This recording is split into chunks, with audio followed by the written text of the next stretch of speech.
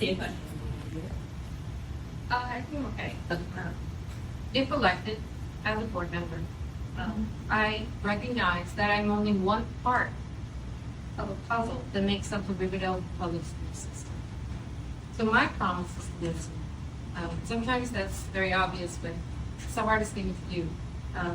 To listen to what the teachers are frustrated with, what they're asking for. To listen to administration. My skill set in pharma was being able to capture large amounts of data, put it into Excel, create good retrievals. So I'm pretty good at that, and I think that could be a benefit to administration. Can you just talk a little bit louder? I'm sorry. It's so loud back here. And I'm normally soft-spoken. So, sorry, I lost my train. Sorry.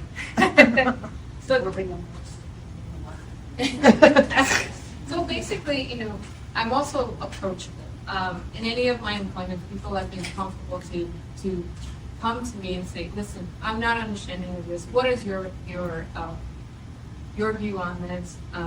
And I've always been a sort of mediator, because I always look at people as being kind and respectful. And if you have that attitude towards people, people seem to warm up to you, because no matter how smart one person can be, if you work together, you come up with projects that you'll never be able to accomplish on your own. Okay.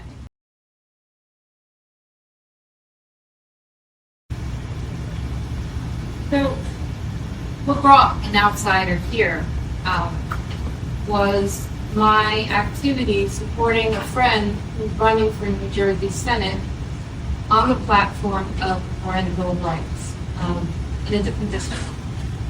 And she made me aware of A4454, which has the noble title, Diversity and Inclusion, and Implementation of New Jersey Student Learning Standards. What's not so obvious is that in the title, legislation makes it easy for a 12-year-old to emancipate from his or her parents. That blew my mind. My husband lost his mom at age 11, still not over. And I will always have my mom for my whole childhood. I recently lost her, and I will always mourn her. So when I say family first, it's, I'm not here for all the noise in my mind. I'm here because of my heart. I'm not sure where this is going to lead me. I feel like God brought me here for a reason. Regardless if you elect me or not, I will be supportive because I care for the community. All the children in Germany.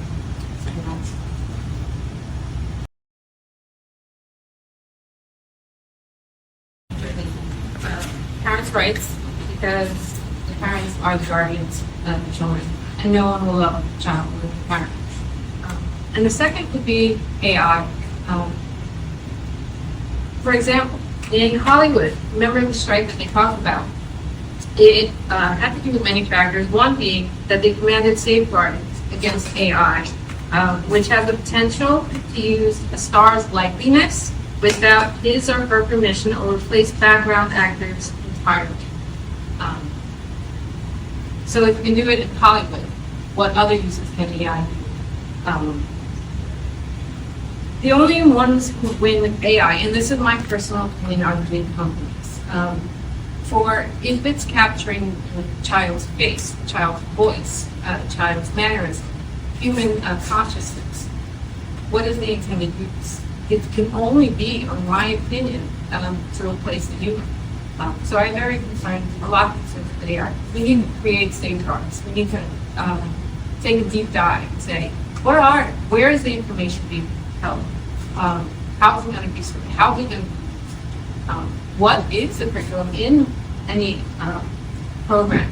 Are we having oversight over it? Can it be changed if it's connected to the internet without us knowing? There's a lot of issues. So we can't just introduce AI without having safeguards in place first. There's always privacy issues arising from the use of AI. And if you look at your phone, most of us bank on our phones now. and it uses facial recognition. So if the face is captured, it's almost like they can take your API.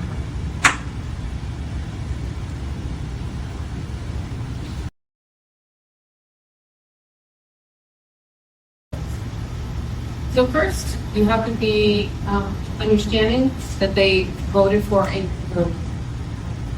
And as long as it doesn't completely violate my moral standard, I'm going to be supported. Regardless of whatever, you're going to be supported because we are a team. Riverdale School Board, the superintendent, all the teachers, we're a team. So we need to, regardless of our differences, make sure that certain policies are implemented as quickly and as efficiently as possible.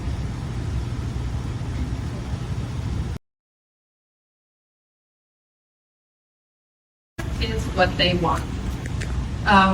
Because if there's that buy-in, they are more inclined to be much more active in the program. We all want our kids to be off the screens and to have fun and to play and to interact. But if they're not interested in it, it's a hard fight.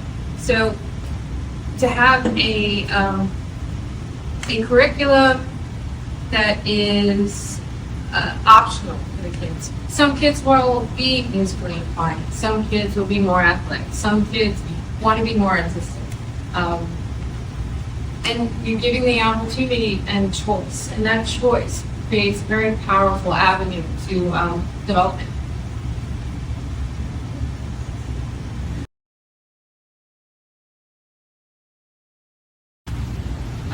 To be honest, I am not familiar with the amount of committees involved, but in a professional experience, we used to have a saying that the more people involved, the longer the project takes. So if we were to create, how could I say, rules, basically, to keep people focused and not to be put off track, I think you would get more of an outcome on each committee, more productive outcome on each committee, in order to keep people focused. Other than that, I'm not experienced. Very good for you to answer that better.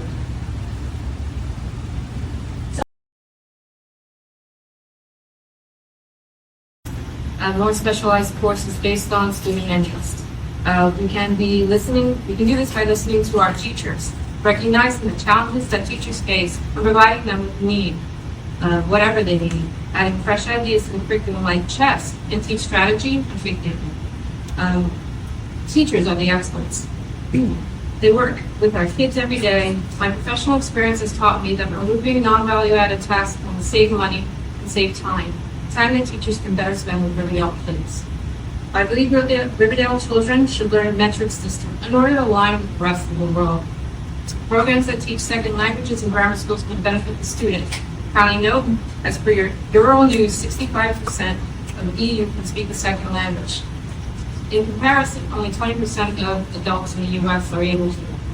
I believe that Riverdale kids can greatly benefit by learning basic farming techniques. This can be done by planting seeds, teaching them about nutrition in the ground, and clean water. What I bring is my experience in the farmer world, the business world, and my ability to future. Our mission behind Riverdale course plan should be, what will the Riverdale children need to learn to be able to compete in the global market?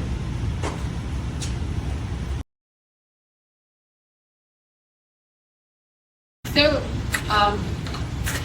everything needs to have a priority. And when it comes to preparing school or any must-haves, structurally sound is the main goal. Building has to be safe. It has to be sound. The quality of the work has to be done well in order to save money later. And then we need to first marry it with whatever projects and needs we have for the kids. Because if we're going to start to do sections of the school, it's going to be cut off. So it needs to have a strategic plan based on its length.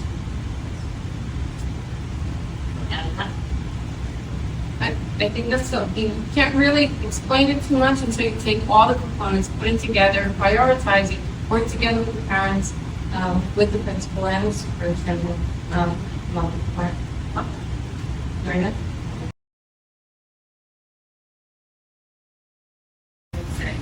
And that's why I'm here. Because I don't like where certain things are headed. And as long as the policy protects all civil liberties and all students, I will support it. But I went back and just did some stats because I didn't understand what the LGBTQIA and the plus part of it is.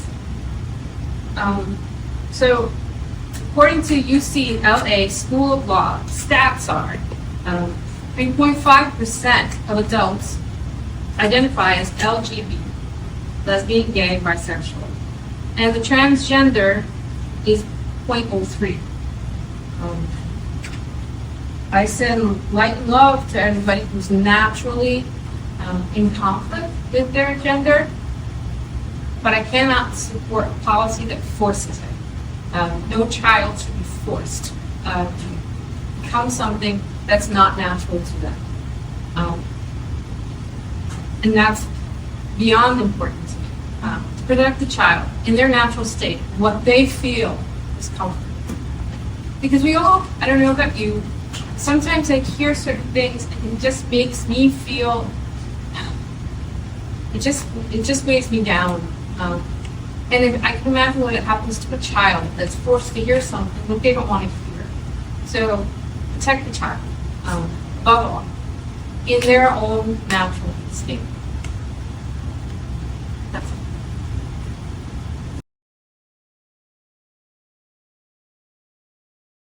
it. Okay. Obviously, it's privileged information that cannot be shared in a public setting. But what I would do is reassure the parent that we're open-minded, that we're flexible, and that everybody at the table is respecting each other's and each other's views, and we will get it done as soon as possible. Other than that, I can't say no more. All right.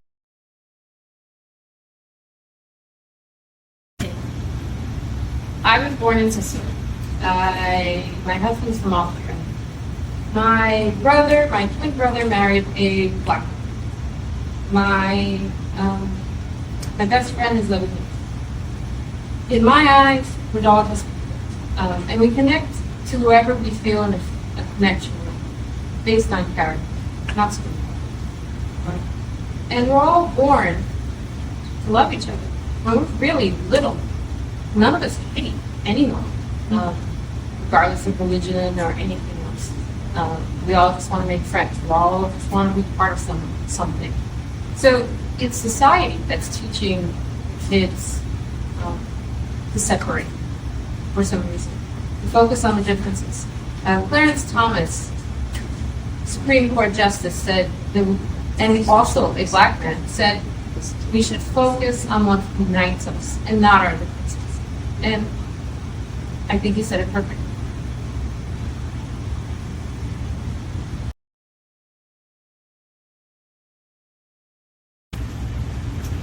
We're up to Josephine Iurato. I love that it's small. I love that that it's safe. I love that I keep the door unlocked at the back. Maybe I shouldn't say that one. I love that cops are there, regardless, no matter what. They're always there. When my mother was sick, no matter what, they were there in a minute or 2 minutes. So incredibly grateful for everybody, first responders and the police. And I get to see, because I live next door in Oak Street. I see the kids running into the school. They bring joy. Children are light and love. And I was kind of funny when I was watching a parent chasing a child who didn't want to go into the school. The child was really. It is that kind of community, very simple approach. And I give kudos to the superintendent because he has a great challenge being compliant with something that is very new. but I'm still very protective to kids' innocence. So kudos to him. That's what I love about him.